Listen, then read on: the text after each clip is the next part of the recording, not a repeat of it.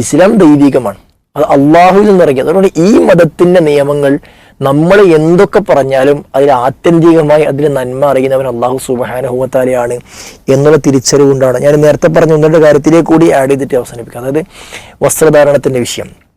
ഇന്ന് ചില പെൺകുട്ടികളുടെ വിചാരം എന്താ വെച്ചാൽ പിന്നെ തല മറച്ചാൽ അല്ലെങ്കിൽ ഫുൾ സ്ലീവ് ആയാൽ വസ്ത്രമായി എന്നാണ്. ഇപ്പൊ കല്യാണത്തിനടക്കപ്പോൾ നമ്മളൊരു കല്യാണം ഇവിടെ ഒക്കെ നോക്കിയാൽ അല്ലെങ്കിൽ ഒരു പാർട്ടി നോക്കിയാൽ റോഡിലേക്ക് നോക്കിയാൽ ജീൻസ് പാൻറ്റും പിന്നെ ഒരു ഫുൾ സ്ലീവോ അല്ലെങ്കിൽ 3/4 പിന്നെ ഷർട്ടും പിന്നെ തല ഇങ്ങനെ ചുറ്റിയാൽ അത് മുസ്ലിം വേഷമായി എന്നാണ് ചില ആളുകളുടെ ധാരണ. എന്നാൽ ഇസ്ലാം അതിലൊക്കെ കൃത്യമായ രീതി പഠിപ്പിച്ചിട്ടുണ്ട്. ഒരു പെണ്ണിന്റെ വസ്ത്രം എങ്ങനെയായിരിക്കണം, അത് അവയവങ്ങൾ വെളിവാകാത്തതായിരിക്കണം, ടൈറ്റ് ആകാത്തതായിരിക്കണം, അവരുടെ മുഖമക്കന എന്ന് പറഞ്ഞാൽ തല. ചില ആളുകൾ വിചാരിച്ചിരിക്കുന്ന ഒരു കുട്ടിയോട് ഞാൻ ചോദിച്ചു, പിന്നെ തട്ടം എന്തിനിട്ടത്? മുടി മറക്കാനല്ലേ എന്നാണ്. തട്ടം ഇടുന്നത് മുടി മറക്കാനാണ് എന്നാണ് ആളുകൾ വിചാരിച്ചിരിക്കുന്നത്. അള്ളാഹ് ഖുർആനിൽ പറഞ്ഞത് പിന്നെ യുദ്നി അലൈഹിന്ന ജലാബീബീൻ, അവൾ ഇതിൽ നിന്നും അത് താഴേക്ക് ഇറക്കാൻ വേണ്ടി പറഞ്ഞു.